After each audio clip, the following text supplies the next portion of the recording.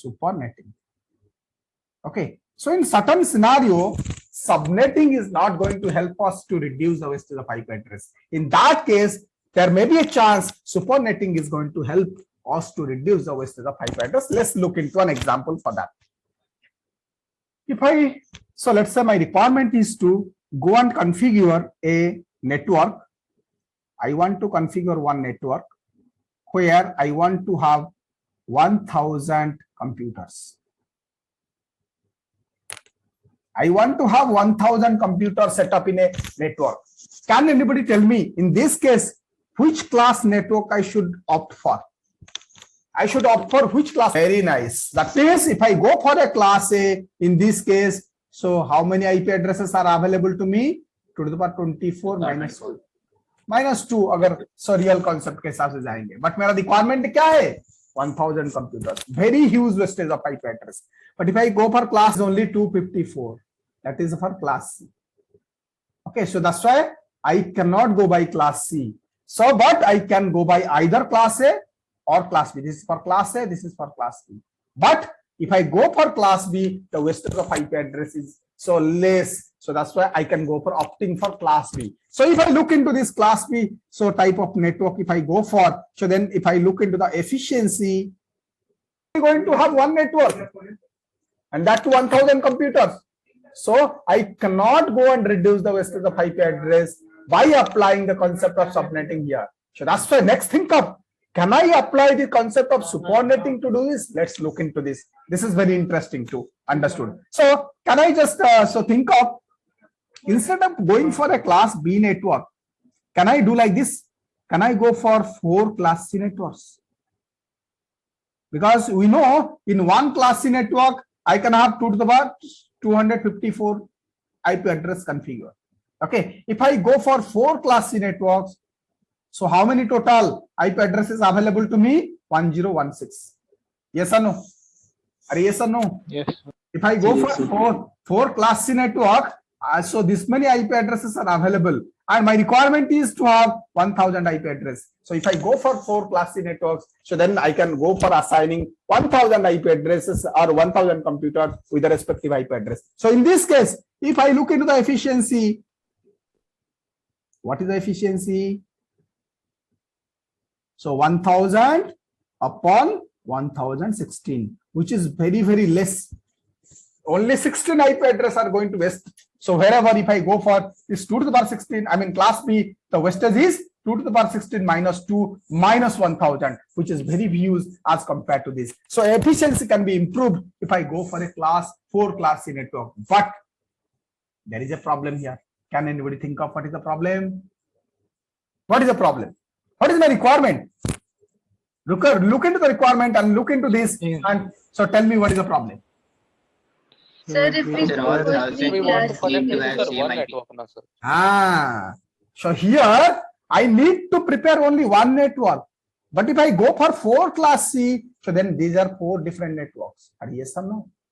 They form 4 different networks. Yes, but that is not my requirement. I do not want to have 4 different networks. I want to have only one single network. So, and all the 1000 computers should be configured in the single network. I don't want different networks. So that's why just going for 4 class C networks is not going to help me. Even if it is going to help me to reduce the wastage of IP address, but directly I cannot go for preparing 4 class C network here. So what I can do, so is there any chance whatever 4 class C networks I have right now, so taken, can I combine them and form a single network out of it? If it is, so then my requirement can be so suffice, and at the same time efficiency can be enhanced. So that's why let's look into how I can go and combine these 4 class C networks to prepare one supernet out of it. So if I go and combine 4 class C network to prepare one supernet out of it, then my requirement times. Let's say if I want to have different networks, so what is my requirement? One network, so दूसरा network को communicate करने के लिए मुझे एक router चाहिए. Hardware cost आ गया. Okay. So दूसरा, obviously whenever I'm going to route the packets, so routing is going to take some time. So routing is going to decide. So based on the destination IP address, so कौन सा network में जाएगा, कहाँ जाएगा. So that is going to more costly in terms of simply sending packet in the same network. That's why I may opt for, if my requirement is I don't have much constraint, I can go and have 1000 computers in a single network. My communication efficiency might be increased. My hardware cost is going to be less. So for all these aspects, I can understood. Okay. So now let me take 4 class C networks like this. Let's say the first class C network is 192.168.128.0. This is the first class C network I have taken. Then another one 192.168.129.0. Then 192.168.130.0. Then 192.168.131.0. So these are the 4 class C networks I have taken. 4 class C network I have taken. Okay. Now I want to combine to form a supernet out of it. But before going to talk about, we have to understand there is a concept of certain rules. We have to understand certain rules for supernetting. Rules for supernetting. I can only prepare a supernet out of these classes if all the rules are there, otherwise not. Okay, let's look into what is the first rule. The first rule says all networks should be contiguous. Should be contiguous. All networks should be contiguous. Let's see. So whatever I have taken, it is contiguous or not. So first one is 128. 129, 130, 131. So these are contiguous networks. So that's why all the networks that you are going to prepare a supernet out of it must be contiguous. This should be first rule, should be satisfied to prepare a supernet. Second, so the block size of each network should be equal and must be in the form of 2 to the power n. What I mean to say, block size. When I talk about block size is nothing but show the number of hosts I can have inside this network. If I look into this, if it is a class C network, so that's why, so that is the block size, number of host I can have in a network is referred as, so what? So the block size. Here the block size is 256 for a class C network. If I look into all are class C networks, so all are 256. So all the networks have the same block size. That is the first. So condition is adhered. Second, must be in the form of 2 to the power n. If I look into 256, it is 2 to the power 8. So that's why it is 2 to the power n. That means the block size must be equal and in the form of 2 to the power n. So we can have a supernet out of it. So this is the second rule also adhered to me. Now, so the third rule, the last rule, the first network ID should be exactly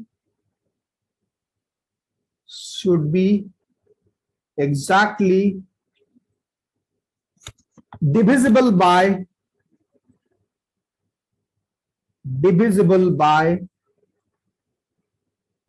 the whole supernet or whole size of the supernet.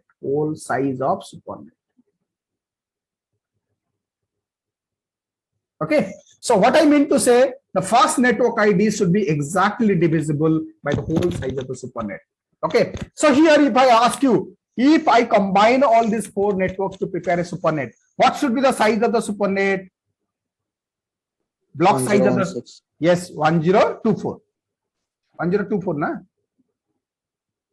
So 256 into 4. So that is 1024. That means that is the whole size of the block size of the supernet. Now, so that should be exactly divisible. That means what I'm saying, the first network ID. What is the network ID of the first? So this is my network ID 192.168.128. Let me just expand it. So 128 को expand करेंगे तो 100034567 8.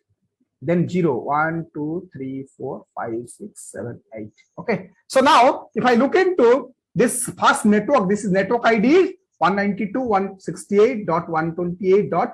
So 0. If I go and expand it here, it is looking like this. Now my whole size of the supernet or the block size of the supernet is 1024. For representing 1024 IP address, represent this many IP address uniquely. So 10 bits I need. Okay, so in order to understood or in order to adhere to this rule, so my 10 bits in the network ID must be 0. That means if so a network having so 10 bits, the first 10 bits are 0, so that means that network is always divisible by 1024. So with that concept, we say that so the first network of mine is divisible by the size of the block size of my what supernet. So that's why this is also adhering as far as this example is concerned. So that's why all the three rules is being adhered. So as far as this example I have taken to combine and form a supernet out of the network is concerned. Okay, let's now look into how I'm going to combine them. Okay, so now how I'm going to combine. Everybody understood up to this? How the rule says that the first network ID. So मेरा अभी जो 4 network लिया हूं, what is the first network ID? This is my first network ID. Okay, so the first network ID should be exactly divisible by the size of the block of the supernet. What is the size of the supernet here? Block size of the supernet 1024. Because 256, 256, 256, 256. If I combine, I will get a block size of 1024. So in order to represent 1024, how many bits is minimum required? 10 bits. So in order to ensure that, so my fast network is divisible by this 1024. So I must have to say that if my fast network ID have 10 bits 0. इसका जो 10 bits, this is my fast network ID. I have just expanded in binary. So now I look into the fast 10 bits is 0.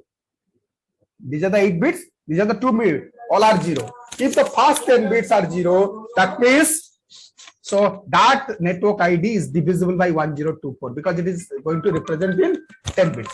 So that's why. So it is going to be divisible by my fast network ID. Whatever I have taken here is divisible by what? So this. So size of the supernet, that is the block size of the supernet. So that's why all the three rules are adhering whatever example I have given. That means this example is qualified to prepare a supernet out of the so networks I have taken. Now let's look into how exactly I'm going to prepare the supernet out of the networks I have taken. Okay, so now for that, let's say I'm expanding all in binary, so it will be so bit easier to understood. So 192. 128 plus 64, 192. So all the remaining bits will be 0, 1, 2, 3, 4, 5, 6. These are 0. Okay. Then 168. 168 means so it will be 1 here, 128, 64 bit will be 0, 32, 1, 128 plus 32, 160. So 8 remaining, 16 will be 0, then 8. So this is 168. Then remaining bits will be 0, 3 to 5. So 3 more bits will be 0. So this is 168. So then 128. 128 means, so this is 128. So then 0, 1, 2, 3, 4, 5, 6, 7. These are all 0. So then 0.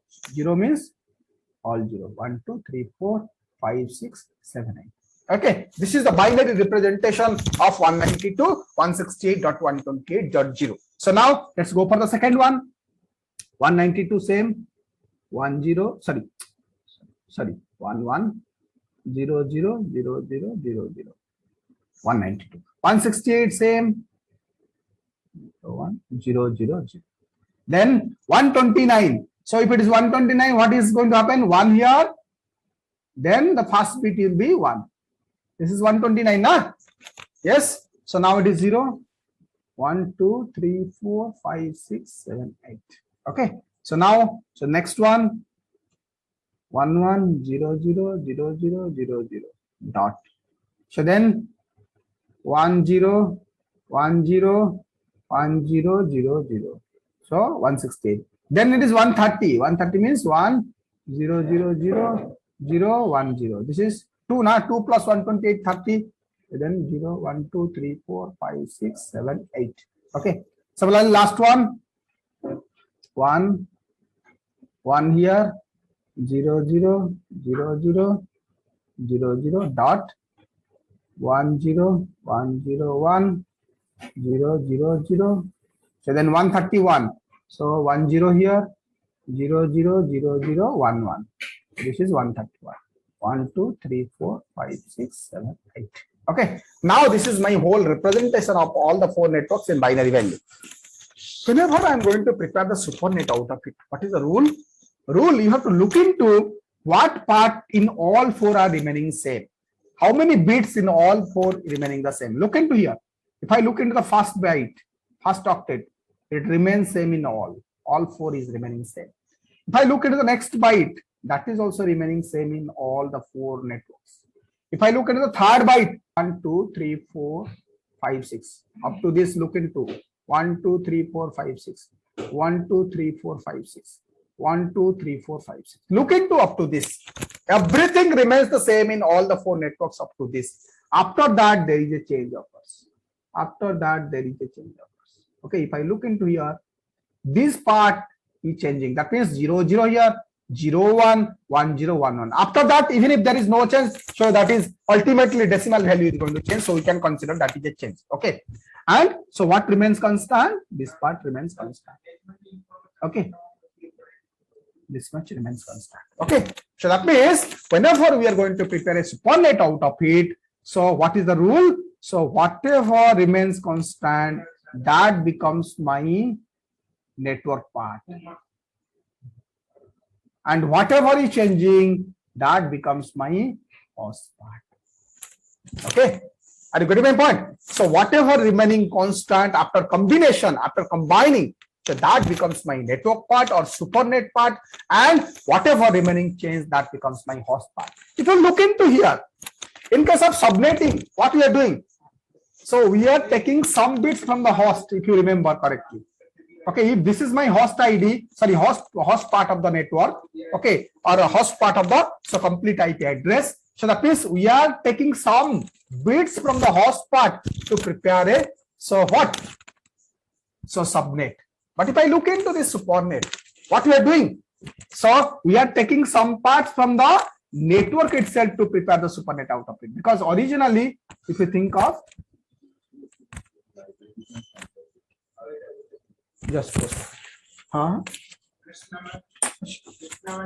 network itself. Now, originally, if I think of how many bits are network? 24 bits, because these are all class C networks.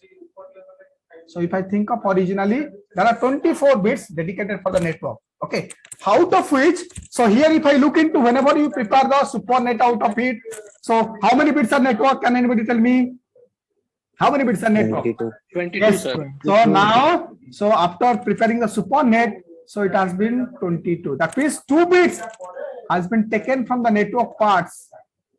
2 bits has been taken from the network part to prepare the supernet. These 2 bits has been added with the host part, okay, and taken from the network part, added with the host part. So how many bits become host here? 10 bits. That means after combining all these 4 subnets, I prepare a supernet where the network bits is 22 and the host bit is 10. If there are 10 bits dedicated to the host, so then how many hosts I can have? How many IP bits is my host part here after preparing the supernet, and 22 bits is my supernet part where I can go and have. So with 10 bits, so how many hosts I can configure? 2 to the power 10 minus 2, that is 1022. And my requirement is 1000. So it is sufficient enough to go and assign all the networks, all the computers that is in the network to provide the IP address. Now, so based on this, now can anybody tell me what is the supernet ID? So once I combine all the 4 networks to prepare the supernet, now what will be the supernet ID? That means the same rule. What is the same rule? The network bits will be intact, remain intact. All the host bit will be set as 0. So if 22 bits will remain intact, so what I got out of it? What I got out of it? So after combining, what I got? 1 0 0 0 0 0 0 here, that will remain intact. 1 0 1 0 1 0 0 0 remain intact. So whatever part remain intact, I have to keep it. 1 0 0 0 0. This is my network part, so remain intact. So host part, these are host part, all set to 0 0 0 0 0 0 0 0. Understood or not? So this is a supernet mask I have got 255.255.252.0, and this is a supernet ID I got 192.168.128.0. 31, 132. Instead of 128, 29, 30, 31, I go by 129, 30, 31, 30. Okay. First rule. So yes, adhering. Second rule. Is it adhering? Yes or no? Second rule. Look into the second rule and tell me. Everyone is a class C network, so they are equal as far as the block size is concerned, and that is that to the multiple of, so 2 to the power. So that's why it is. So well, adhering to the second rule as well. Look into the third rule. Is it applicable? Yes, sir. Third rule, look into. It is not applicable. Look into the third rule. Is the first network divisible by the block size of the supernet? If I go and prepare a supernet out of it, yes or no? No. So whenever you are going to prepare a supernet, yes, you have to go and choose the permutation. So whatever is available to you, within that you have to give a permutation. So what? So 4 combination I can take so that I can prepare a supernet out of it. Yes, here. So whenever, so the network supernet ID is given. Let's say this ID is given, network ID or supernet ID, whatever you tell. So that is given to you. Without knowing the subnet mask or without knowing the network net mask or supernet mask, can you able to tell by looking into just this, how many bits are network, how many bits are subnet? So how many bits are network, how many bits are supernet, how many bits are, let's say for example, so the host. Can you able to tell by looking into this supernet mask? You can't able to tell. But so in order to make your job easier, another type of representation is coming. So that is like this. Instead of, so this is the most popular representation nowadays people are using. So if I can, this is also sufficient enough to know me how many bits are network, how many bits are host. That is, whenever we are specifying an IP address, so along with that, so this is called as a slash notation. This is referred as a slash notation. Or most popularly, this is called as CIDR notation. That is classless interdomain routing notation. Okay. So whenever you are representing like this, what it is representing, whatever you are representing after a slash value, that is the number of bits dedicated for the network. Okay. So by looking into this, I could easily tell, okay, 22 bits are network. If 22 bits are network, okay, rest remaining 10 bits are host. So easily by looking into that, I can tell how many bits are network, how many bits are host. So that's why I need not to have the supernet mask or subnet mask or net mask to be here to know me how many exactly bits are network and host. So this is the most popular notation as far as this. So today people are using to represent one IP address along with the subnet mask or net mask or supernet mask. Now, if I look into the second part of it, CIDR, classless interdomain routing. Now the question is why it is classless? Why we say it is a classless? Can anybody just think of? Classless. So if I say 192.168.12.8, let's say IP address mein aapko bola, so this is 192.168.128.0. I say it is following a classful IP addressing scheme. Immediately by looking into this, you can tell me, sir, so 24 bits are network. Yes or no?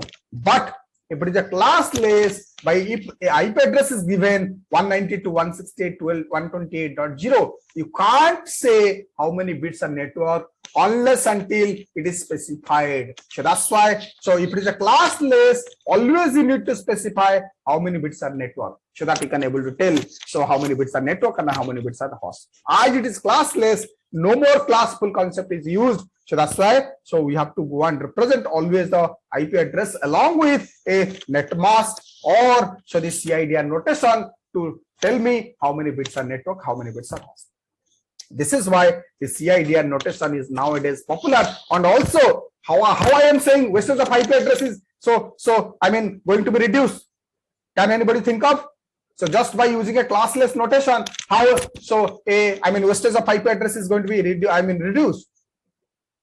Because if I look into here,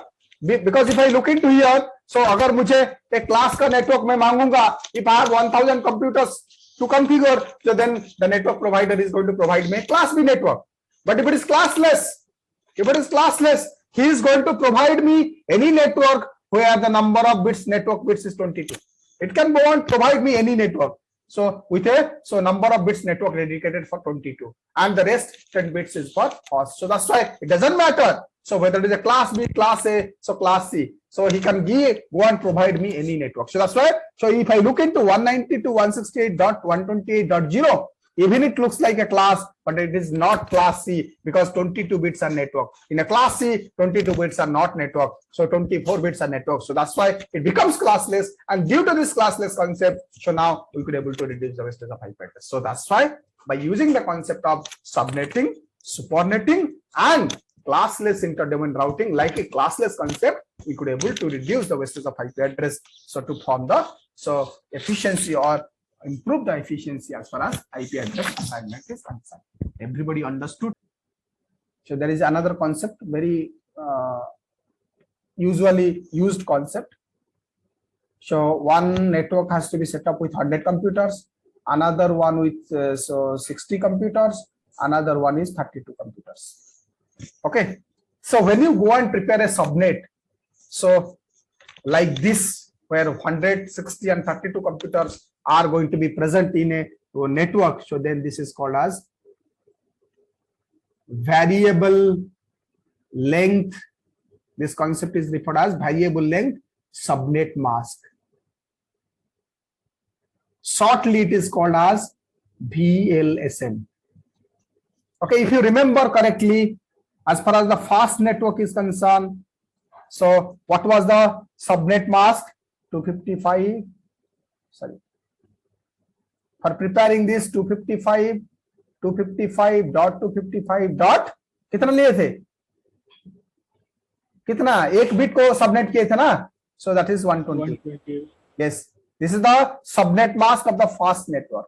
If I look into the subnet mask of the second network, if you remember correctly, okay, that means if I look into here, so here, so the different subnet mask varies. So if I look into here, how many bits are network? How many bits are? Yes, 25 bits are for the subnet and network, and 7 bits are for the host.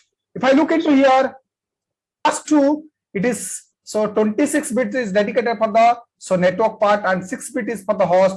So that's why both are having the same subnet mask. But if I look at the first one, as it is differing, the length of the network is differing from this. Here it is 25 and 7. So that's why the subnet mask is different. So that's why here, if I look into, so this is called as a variable length subnet mask. That means, so from network to network, the subnet mask length varies. So this type of segregation, preparing the subnet out of the network, is called as a variable length subnet mask. This is a popular concept mostly used, and in reality, whenever you want to prepare subnets out of the given network, so they are mostly different. Very rarely they are going to be same. So that's why we call it a variable length subnet.